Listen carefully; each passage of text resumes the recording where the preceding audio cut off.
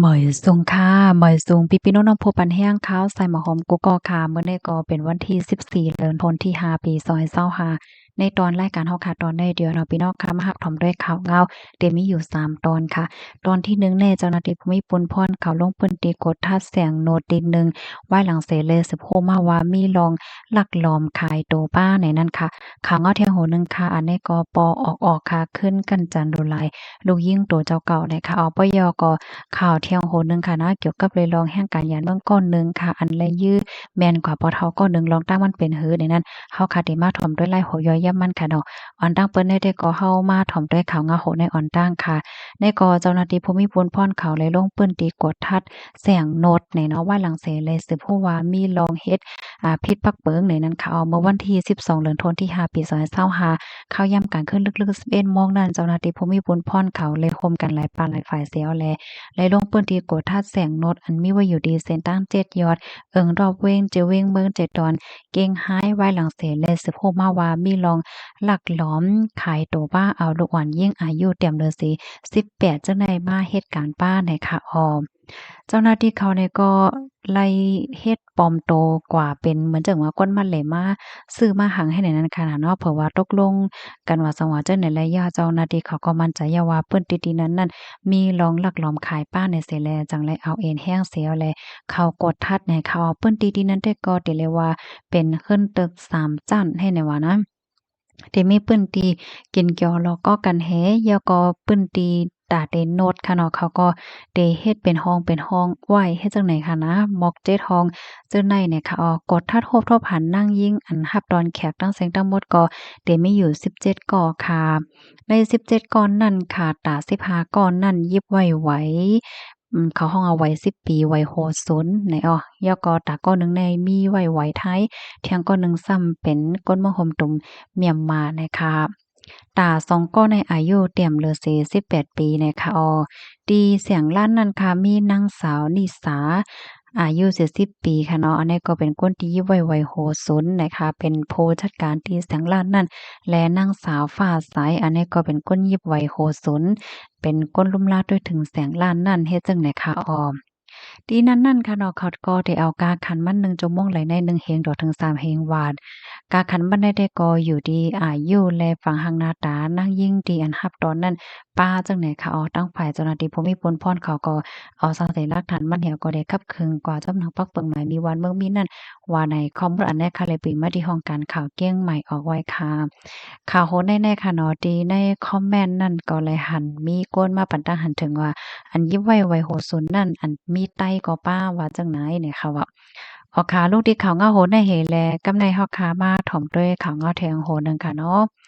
อันนี้ก็หลายๆก็ซ้ำป้อมขยุ่มค่ะเนาะไปก็ว่าเป็นลองเต้ดีเกิดขึ้นค่ะก็เป็นปอเต้ๆค่ะขึ้นกันจันโดหลายขึ้นลูกยิ่งโตเจ้าเก่าว่าจังหนังได้ค่ะเมื่อวันที่13เดือนธันวาคมที่5ปี2025เข้าย่ำกลางค่ำ4โมงปลายค่ะเนาะ ตั้งฝ่ายเจ้าหน้าที่ภูมิบลพรเขาคะเนาะก็ไล่รับดังลาดว่ามีนางหญิงสาวนางสาวสวยอายุเลย17ปีอันนี้ก็เป็นชื่อเล่นก้อยนะคะเนาะอยู่ดีเจเว้งบางระกำเจดอนพิษณุโลกค่ะถมยาก็เป็นปอเต้ๆในขึ้นกันจะโลหลายเนี่ยค่ะนางสาวสวยรักเดว่ามันนางในเลยอยู่จ้อมกันตั้งแม่เฒ่าก็เพราะว่าปอตั้งแม่ในแผดั้งกันเฮก็เป็นแม่ก็กว่ามีนาเฮิรนใหม่เที่ยงเฮ็ดจังไหนนะ เปิ่งเป็นมันได้ก่อเมื่อค่ำคืนวันที่9เดือนธันวาคมที่5ป่วนมานั้นข้าวยามมอสเว้นมองกลางคืนค่ะมื้อนั้นมานั่งอยู่เฮิรนก็เหลียวก็เพราะว่าแม่เฒ่าเนี่ยก็ไล่กวาดจอยมาสาปังซ่อมติววาดเฮ็ดจังนั้นเฮ็ดแล้วแม่เฒ่าก็กวาดจอยให้ก็นอนที่นั้นป้าเฮ็ดอันนั้นน่ะเนาะอืมกำในปอเขาเนี่ยเป็นปอแต้ๆค่ะนะชื่อห้องว่านายทองสุขค่ะไล่เข้ามาที่ในเฮิรนหิแล้วก็ไปมาหามันนางเนี่ยค่ะเฮียก็ลาติมานั่งว่ายอดนอนจอมอะสมอจั่งใดเนาะก็กะว่าน้องก็ลาดว่ายอมนั่นน่ะเนาะกำนันปอเขาเนี่ยก็ใจเอ็นแรงให้กั้นจันดูหลายมานั่งกว่าให้ไหนเขาว่าให้กั้นจันดูหลายย้อนเนี่ยก็เป็นปอเขาเนี่ยก็นอนเล่นโฟนอยู่หิมคางมานั่งนั่นค่ะเพราะว่าเขายามฮอดถึงมา1โมงกลางไหนปอเขาเนี่ยก็เลยขี่รถเครื่องเหี่ยวก็ออกเฮิ้นกว่าเฮ็ดจั่งใดเพราะว่าเมืองแลงมาเหย้าไหนมานั่งเนี่ยก็หิมแลสึกฝนหาแม่เขาค่ะเนาะ กำนัน แม่มันนางเนี่ยก็เลยอ่อนออกมันนางในกว่าย้อนกว่าเติงลาดย้อนดังซอยเทียมค่ะเนาะมันนางลาดนี่ว่าก็เลยแผ่ดังกันดังนายทองสุกโผมันในคณะบอก3 ปีจึงในเหี่ยวเหและมันนางก่อนเลยกว่ามีนาเฮิรนใหม่จึงใน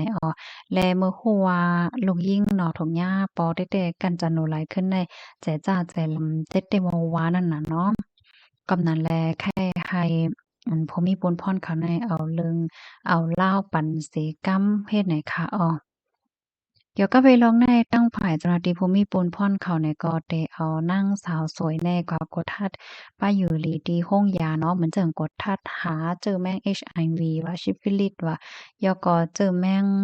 อันมาจอมกันโฮมกามมาป้าจะมาจอมมานั่งจับต้องว่าสังว่าเจอไหนเห็นไหนคะเดกดทัดเฮปยอก็ได้เอาซากใส่หลักฐานมันเฮและเดจอมหาตัวก็เป็นปอได้มาเป็นตัวตามขวาจำหนังพักเปิงหมายมีวันเมืองมีไหนคะคอมมอนในก็คาเลยปีมาที่ห้องการข่าว มาติชนออกไว้นะคะเนาะเมื่อเหลียวก็มีจดมีเจมาติ๊กๆยาวเนาะพี่น้องเฮาค่ะเมืองก้นโครงกลางลงในเฮามาถ่อมด้วยข่าวเงาโหในค่ะเนาะอันในก็เมื่อปอกหนึ่งในค่ะยามออกมาเปิ้นแพ่เปิ้นพี่น้องค่ะกว่าเหย้าในค่ะนะเมื่อเหลียวในเปิ้นติ้งยอบไหลเหย้าในค่ะมันใจสำลัดว่าหือในเฮามาถ่อมด้วยลองตั้งเปิงเป็นมันอีกหนึ่งค่ะเฮียงการใต้ก็หนึ่งจื้อห้องว่าจ้ายหารจ้ายหาในเนาะอายุไล23ปีค่ะอันเอากองยื้อนายจางก้นเฒ่าไทยอายุ70ปีและรู้สึกสายใจกว่าเสียวก็เอารถแฮวก็ปลายแปดป่นมาเมื่อวันที่10นั่นค่ะย่ามพ้องตัวเหลียวเจ้าหน้าที่เขาติ้งย่อมมั่นใจและเหย้าเฮ็ดจั่งใดคะเจ้าหน้าที่เขาติ้งยับไรมั่นใจที่ในเฮิรนหลังหนึ่งอันมีว่าอยู่ดีเซนตั้งอ่อนโนด65เขตปราเวทเมืองเกาะกรุงเทพเมืองไทยเมื่อคำวันที่12เขายามเต็งคืนขาตีไหลป้าดังย้อนนำขาซาวใส่หลักฐานเมื่อนังโลดก้าหมากกองฟ้อนและหมายฟางเจอเป็นของก้นเท้าไทยเจ้านั่นว่าไหนค่ะมั่นใจได้ก่อนลาดว่าอ่ำไลตั้งใจมีแผนการตัดให้ยื้อก้นเท้านั้นตั้งก้นเท้าแลมั่นใจก็อย่ามีเรื่องผิดสังกันในวันนั้นในมั่นใจเนี่ยก็มาจูเมมันก้วยกะว่าก้นเท้าซ้ำออกกองมางามันแลมันจังขิมออกกองนั่นสองก่อห่ำเข่งหิมกันแลไหนเอาหมากกองนั่นลั่นใส่ก้นเท้า มันใจก็ตกใจเสไลไลเอาตั้งรถก้าแหวก็ออกเฮิ้นไปกว่าว่าไหนค่ะก้วยกะว่าจ่ายหารนั่นค่ะเนาะป้อหมอก้อมไทยหลีทำสังกป้อไลแลเจ้าหน้าที่เขาเตห้องมาก้นปิ่นภาษาเสียวก็เตจะถามไล่โหย่อยย่ำมันกว่าว่าจังหนังไหนเนี่ยค่ะ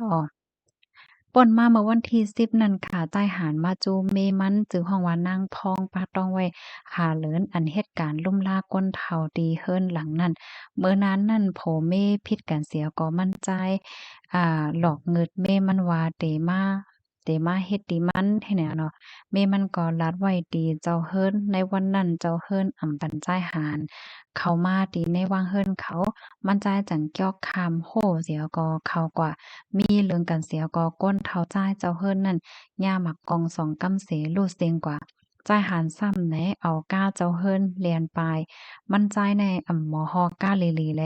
จอมตังนั่นไหนไล่ผ่าใส่ก้าเปิ้น2ลำรถเคิง1ลำเจ้าหน้าที่เขาลำติงยอบไลแลจังเปิ้นภาวาภายไลทบหันมั่นใจเตแค่ชูเตตอนสู้เงิน20,000บาทนะยอค่ะ จ่ายหันนั่นในญาเจ้าหน้าที่เขาหมาบไหมเอาตั้งพิดไว้เอาก้นเฮ็ดอีก้นถึงที่บ่รู้สึกสาใจยิบกองอำไลขว้างป่นเป็นเขาเฮิ้นเปิ้นจะขดเอาโคกของผิดหมายมีจอมตั้งหอโลดเมาหมางเฮ็ดให้เปิ้นมีร้องโลซุ่มเขาเมืองผิดปักเปิงหมายมีเจ็มเจ้อในค่ะข้อมูลในคาเลปีมาที่ห้องการข่าวเงาหางเสียงใต้เตรียมตังไว้ดังฝ่ายใต้หน่อยค่ะค่ะลองตั้งมันก็เป็นเฮ็ดไหนค่ะเนาะยินจำกูก็ที่รับถอมปันแห้งค่ะย้อนให้พี่น้องเฮาอยู่เลยกินหวานและหลอดเพกันกูก็ค่ะมอยสูงค่ะ